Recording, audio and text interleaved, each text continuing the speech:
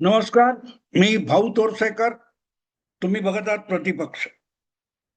मित्रांनो, सध्या 3 वर्ष तरी कुठल्याही थेट निवडणुका नाहीयेत. जिल्हा परिषदेच्या ज्या काही आरक्षण आणि त्याच्या गुंतवण्यात केसमध्ये अडकलेत, त्या जिल्हा परिषद तालुका पंचायती सोडल्या तर महाराष्ट्रामध्ये पुढल्या साधारण कमीत कमी 3 सव्वा 3 वर्ष कुठल्याही निवडणुका नाहीत, लोकसभा 29 पर्यंत. आणि म्हणूनच सगळ्याच विरोधी पक्षात बसलेल्या नेत्यांना आणि त्यांच्या संघटनांना आता करायचं काय हा प्रश्न आहे. कारण जे निवडून आलेत, सत्तेत बसलेत, त्यांच्यासाठी ठीक असतं. सरकारची जबाबदारी असते, कारभार असतो. सरकारने घेतलेल्या निर्णयानुसार पक्षाच्या संघटनेला, कार्यकर्त्यांना, आमदारांना, नगरसेवकांना आपापल्या विभागामध्ये त्या योजना राबवण्याच्या दृष्टीने काही ना काही करावं लागतं. आणि सरकारला लोकप्रिय ठेवण्यासाठी आणि करण्यासाठी सत्तेतल्या पक्षांना सतत काम असतं. पण विरोधी पक्षात बसलेले एक प्रकारे बेकार असतात. म्हणजे सभागृहाचं कामकाज जेव्हा असेल त्यावेळेला किंवा एखादा कुठचा तरी विषय आणि मुद्दा येतो ज्याचा भडका उडालेला असतो, त्यावर आंदोलन करणं या पलीकडे विरोधी पक्षाला कुठलंही काम नसतं. अर्थात हे आजची गोष्ट आहे अशातला भाग नाही.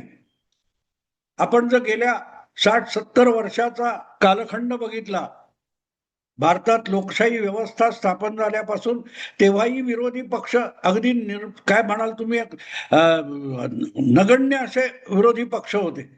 लोकसभेमध्ये कायम काँग्रेस, इंदिराजी वगैरे 300च्या वर जागा निवडून आणायचे आणि 100, 125, 150च्या आसपास विरोधी पक्षांचं संख्याबळ असायचं. पण त्या मधल्या काळामध्ये जनतेच्या हितासाठी किंवा सरकारच्या कुठल्या तरी जनहित विरोधी धोरणासाठी, जनतेला त्रासदायक ठरतील अशा गोष्टीवर विरोधी पक्ष चळवळी, आंदोलनं करायचे.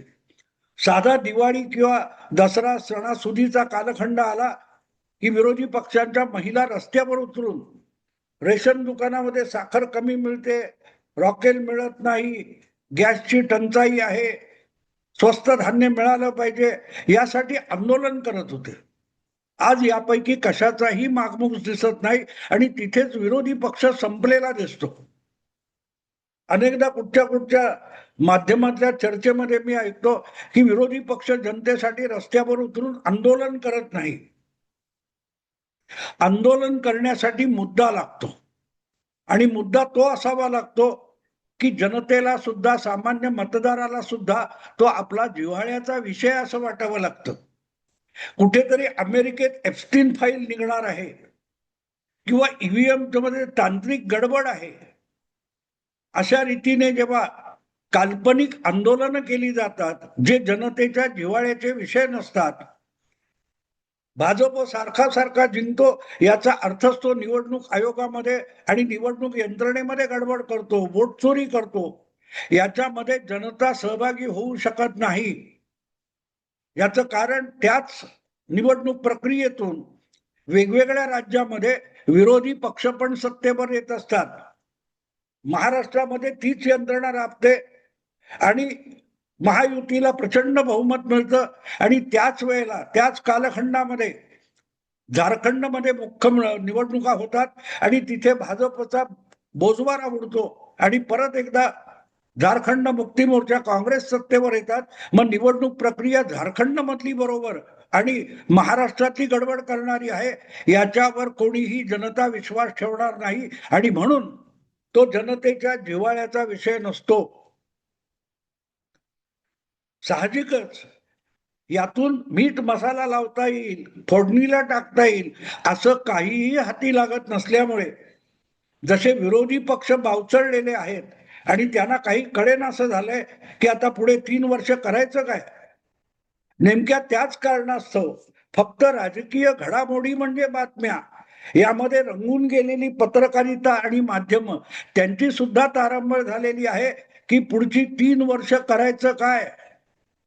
आणि म्हणून मग खाजवून खरूज काढणं म्हणतो आपण, त्या प्रकारे कुठल्या ना कुठल्या तरी फडतूस बातमीला फोडणीत टाकून झणझणीत बनवण्याचा प्रयत्न चालू असतो. आणि सध्या अशा निवडणुका थेट नसल्या तरी राज्यसभा आणि विधान परिषद या अप्रत्यक्ष निवडणुका व्हायच्या आहेत. आणि या अप्रत्यक्ष निवडणुका म्हणजे महाराष्ट्र विधानसभेमध्ये जे लोकांकडून निवडून आलेले आमदार आहेत 288, ज्यापैकी 2 जागा मोकळ्या आहेत. एक नगर जिल्ह्यातले कर्डिले म्हणून आमदार भाजपचे, त्यांचा मृत्यू झालेला आहे. आणि अलीकडेच अपघातामध्ये तत्कालीन उपमुख्यमंत्री अजितदादा पवार यांचं निधन झालेलं आहे. त्यामुळे 288 जागी 286 आमदार जे आहेत त्या विधानसभा नामक मतदारसंघातून राज्यसभेच्या 7 आणि मला वाटते विधान परिषदेच्या 9 जागा निवडल्या जाणार आहेत. आणि मग त्यासाठी जी काही कसरत आत्तापासून सत्तेतल्या आणि विरोधी पक्षांमध्ये चालू आहे त्याला कशी वशी फोडणी देत देत देत शिळ्या कडीला ऊत आणणं, हा एकूणच माध्यमांसाठी सध्याचा खमंग विषय झालेला आहे. याचं कारण असं आहे की जी काही विधानसभेतली आमदार संख्या आहे ती बघितली तर 7 पैकी 6 जागा डोळे झाकून सुद्धा सत्तेत बसलेल्या महायुतीच्या येऊ शकतात. आणि किती इकडे तिकडे आटापिटा केला तरी विरोधी पक्षात बसलेले जे प्रमुख 3 पक्ष आहेत, शरद पवार गट, उद्धव ठाकरे गट आणि काँग्रेस, या तिघांचं मिळून संख्याबळ 50चा आकडा पण पार करत नसल्यामुळे त्यांना कशी वशी एकत्रित घट्ट मिठी एकमेकाला एकजुटीने राहिले तर एक जागा निवडून आणता येते. आणि याच्यात काय फार मोठं गणित आहे, डावपेच आहे असं बिलकुल नाही. काल परवाच महाराष्ट्रातल्या महायुतीचे मुख्य नेते देवेंद्र फडणवीस यांनी याविषयी एक साफ भूमिका जाहीर करून टाकली. जे आमदारांचं संख्याबळ आहे त्या आमदारांच्या संख्याबळाची विभागणी बघितली सत्ता आणि विरोधी पक्षामध्ये तर 7 पैकी 6 जागा महायुतीच्या आरामात निवडून येतील. आणि विरोधी पक्ष एक जागेसाठी काय करतायत हे त्यांनी ठरवायचंय. आणि हे अत्यंत सूचक विधान आहे. सूचक विधान एवढ्यासाठी की सत्ताधारी गटाचे 6 खासदार राज्यसभेचे याविषयी उचापत न करता जर सत्ताधारी पक्षाने 6 उमेदवार दिले आणि विरोधी पक्षांनी आपल्या अवकातीनुसार एकच उमेदवार एकत्रित दिला तर मग बिनविरोध निवडून होऊ शकते. भले ती काय ते असीम सरोदे किंवा तत्सम लोकांना पडणारी नसली की ज्याच्यात मतदान नाही ती निवडणूक कशी बिनविरोध कशी निवडणूक होऊ शकते हा खोळाचार देखील काही काळ माध्यम चालवतील. पण मुद्दा तो नाही. मुद्दा असा आहे की 7 जागा आहेत आणि 7 जागी सत्तेत बसलेल्यांचे 6 आणि विरोधकांचा 1 एवढंच जर उमेदवारांचं बळ असेल तर मतदानाशिवाय ही निवडणूक पार पाडली जाईल. जसं उद्धव ठाकरे हे करोना काळामध्ये बिनविरोध किंवा मतदान न होता निवडून येऊन विधान परिषदेचे आमदार झाले होते त्याच प्रकारे राज्यसभा आणि विधानसभेच्या अविरोध निवडणुका होऊ शकतात. किंबहुना त्यावेळेला तर असं झालं होतं की आधी मुख्यमंत्री झाले आणि आमदार नसल्यामुळे तांत्रिकदृष्ट्या 6 महिन्यात आमदार होणं भाग होतं. पण करोना काळ आणि लॉकडाऊन लागला आणि सगळ्याच्या सगळ्या निवडणुका आयोगाने रद्द केल्या होत्या. कितीही प्रयत्न करून ते होत नव्हतं. आणि राज्यपाल नियुक्त आमदार व्हायला उद्धव ठाकरे उतावळे झालेले असले तरी राज्यपाल भगतसिंग कोश्यारी यांनी त्याला साफ नकार दिलेला होता. आणि त्यामुळे निवडणुकीशिवाय पर्याय नव्हता. तर पंतप्रधान नरेंद्र मोदींना मुख्यमंत्री म्हणून उद्धव ठाकरेंनी गळ घातली होती की जर ही निवडणूक झाली नाही विधानसभेतून विधान परिषद निवडण्याच्या आमदारांची तर मला राजीनामा द्यावा लागेल आणि महाराष्ट्रातलं सरकार गडगडेल.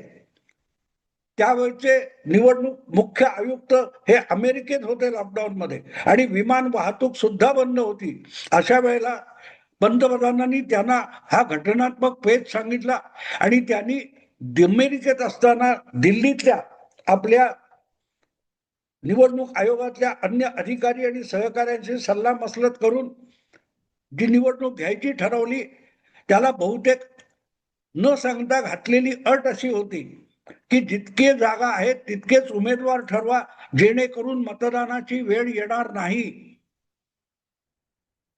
आता त्यावेळेला तुम्हाला आठवत असेल, विरोधी पक्षात एकटा भाजप बसला होता 105 आमदारांचा, आणि बाकी जवळजवळ सगळ्या लहान मोठ्या पक्षांचं मिळून सत्ताधारी पक्ष उद्धव ठाकरे यांच्या नेतृत्वाखाली राज्य सरकार चालवत होता. अशा वेळेला ज्या काही मला वाटते 9 जागा होत्या, 9 जागांमध्ये भाजपने 4 उमेदवार उभे केले होते आणि सत्ताधारी पक्षाने 5 उमेदवार उभे केले होते.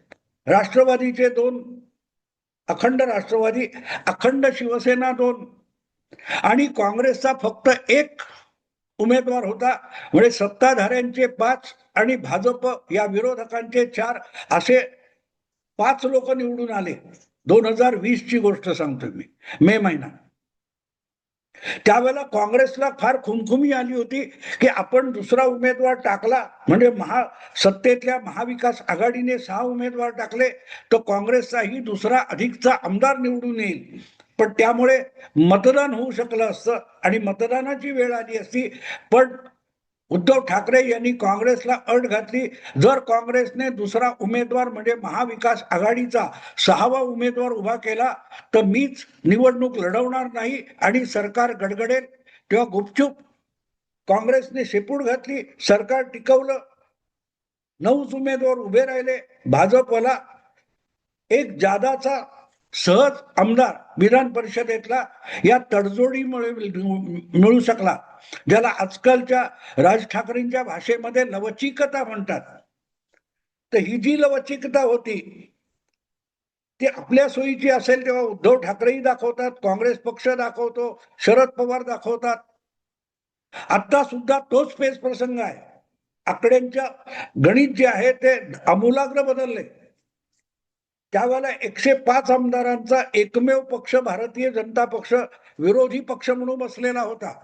आणि आज काँग्रेस, शरद पवार गट, उद्धव गट असे 3 प्रमुख पक्ष एकत्र असून सुद्धा 50 पण आकडा पूर्ण होत नाही. त्यांच्या सोबतीला आणखीन चिरकुट 2-3 पक्ष ओवायसी वगैरे आले, समाजवादी आले, तरीही तो आकडा 50 पार होत नाहीये.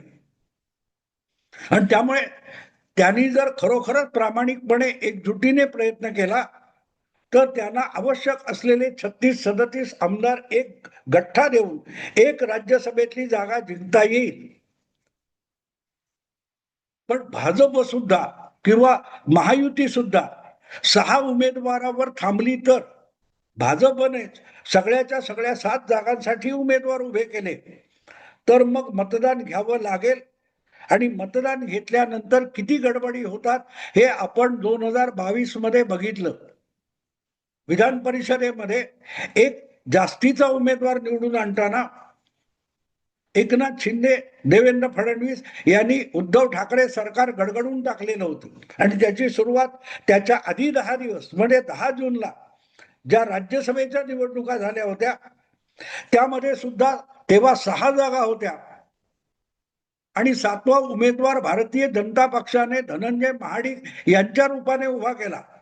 वास्तविक त्याला निवडून आणण्या इतकी निर्विवाद संख्या भाजपकडे नव्हती. या राज्यसभेच्या निवडणुकीमध्ये कोटा सिस्टीम असते, म्हणजे पहिल्या प्राधान्याची, पहिल्या प्रेफरन्सची काय असतील 42, 40, 38 अशी मतं ठरलेली असतात आणि ती ज्या उमेदवाराला मिळतील तो पहिल्या मोजणीच्या पहिल्या फेरीत जिंकून आला असं गृहीत धरलं जातं. पण ज्याला त्या कोटापेक्षा म्हणजे समजा 40चा कोटा असेल तर ज्याला 40 न पडता 36, 38, 39 मतं पडलीत असा उमेदवार निवडून येत नाही पहिल्या फेरीत. जो तो 40चा टप्पा पार करतो तो निवडून आला. आणि एकदा ते झालं की उरलेले जे असतात 40च्या खालचे, मग ते 1, 2, 3 किती असतील तेवढे, त्या प्रत्येकाला दुसऱ्या प्राधान्याची, तिसऱ्या प्राधान्याची जशी मतं मिळालेली असतील त्याची मोजणी सुरू होते आणि त्यामध्ये खरी स्पर्धा होते आणि मग अख्खं गणित फिरू शकतं. 2022 चीच गोष्ट सांगायची तर तुम्हाला आठवत असेल त्यावेळेला काँग्रेसने भाई जगताप आणि चंद्रकांत हंडोरे हे 2 उमेदवार उभे केले होते. त्यामध्ये आपल्या हक्काची पहिली प्राधान्याची मतं ही चंद्रकांत हंडोरेंना द्यावीत असं ठरलेलं होतं. भाई जगताप यांना एक ठराविक काय उरलेली मतं, अधिकची मतं इतर आमदारांकडून, इतर मित्र पक्षांकडून मिळतील ही अपेक्षा होती. पण झालं उलट.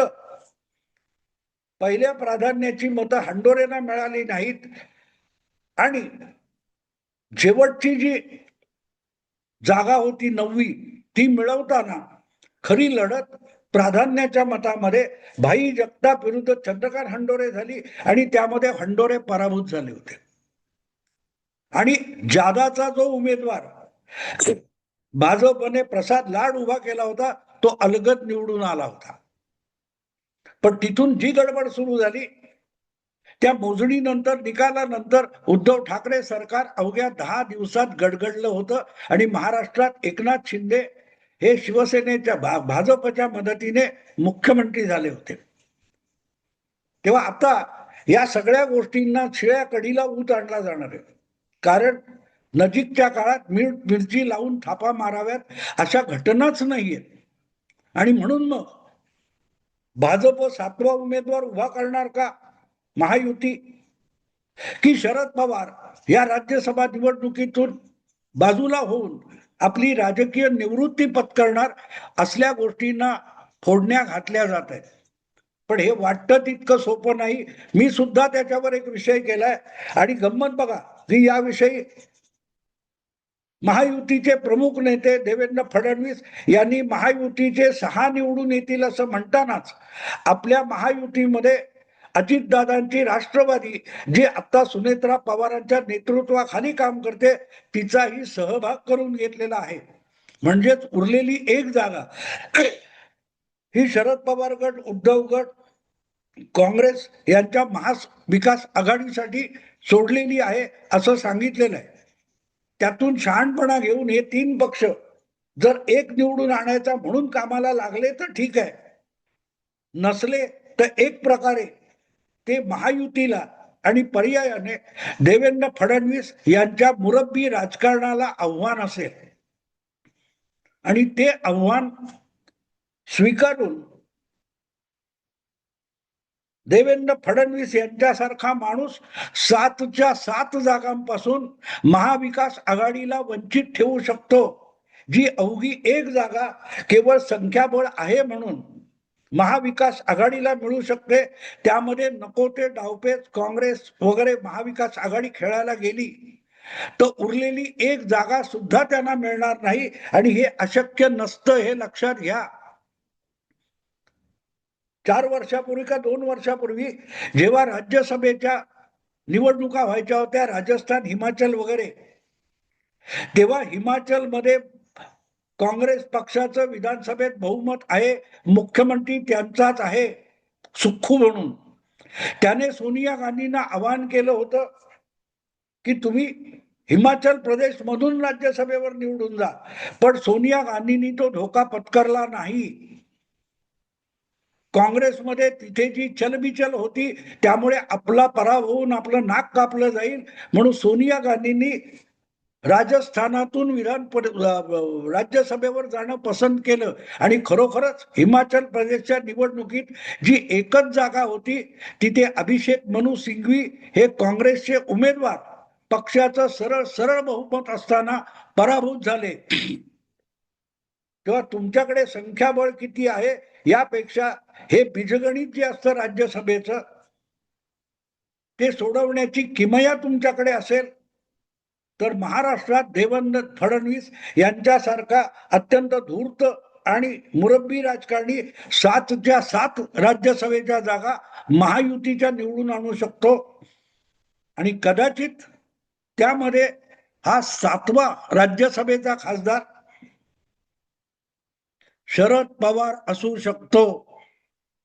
थोडक्यात देवेंद्र फडणवीस हे आपले कट्टर प्रतिस्पर्धी असलेल्या शरद पवारांना अवघ्या 10 आमदारांच्या पाठबळावर राज्यसभेत घेऊन जाऊ शकतील यासाठी ऑपरेशन लोटस राबवू शकतात.